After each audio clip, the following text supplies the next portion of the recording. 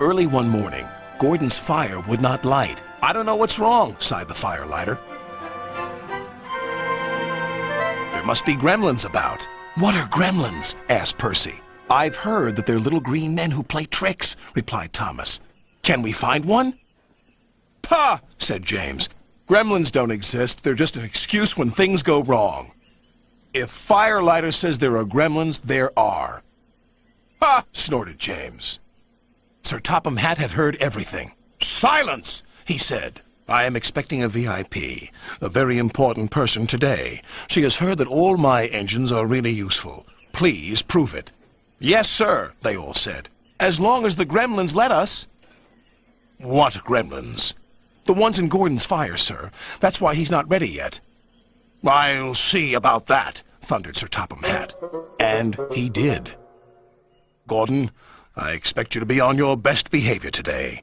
You are to pull the special coach for my special visitor. But no high speeds, please. She won't like that." Gordon was proud and pleased. He was waiting for his special coach when Percy puffed in with some freight cars. "What's the matter, Gordon? You're late."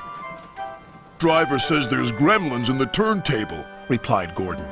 "They must be everywhere," squeaked Percy.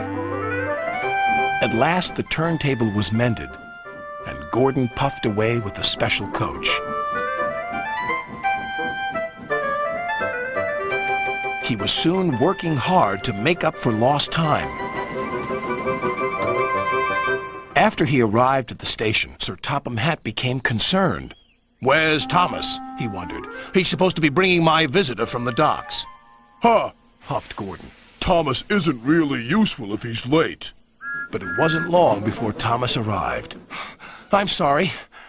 A cow strayed on the line and we had to wait for the farmer to take her away. But driver says your visitor is here safe and sound." "Indeed she is," smiled Sir Topham Hatt. "How nice to see you." "Who is it?" whispered Percy. "I don't know," replied Thomas.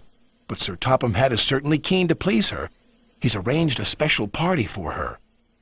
"She's got a dog as well," said Percy. "Ruh! Come on, Thomas," said the driver. "You need a drink." "Pah!" puffed Gordon. "Thomas is just a lazy little engine. Sir Topham Hatt is expecting me to arrive on time. We're late because of Thomas." Gordon's driver decided to make up for lost time. Then there was trouble. "I think we better slow down. This is an old line and could make things uncomfortable for the VIP." And it did. She was taking a bath and the water was slopping all over the place. "Oh!" she cried.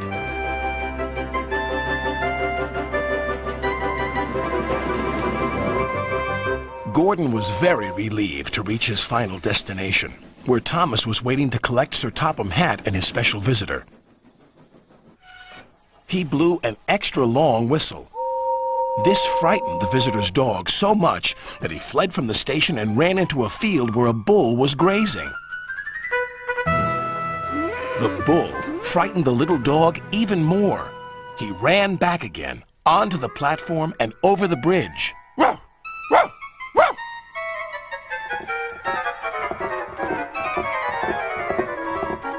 He didn't stop until he jumped straight into Thomas's cab.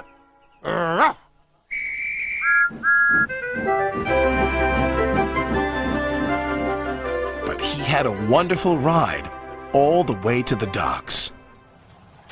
"What's the dog's name?" asked the fireman. "Well, after today's events, I think I'll rename him Gremlin," Sir Topham Hatt chuckled. "In that case, I've met one at last. Ha ha!" "Excuse me, sir, but who is your very important visitor?" "Why, didn't I tell you?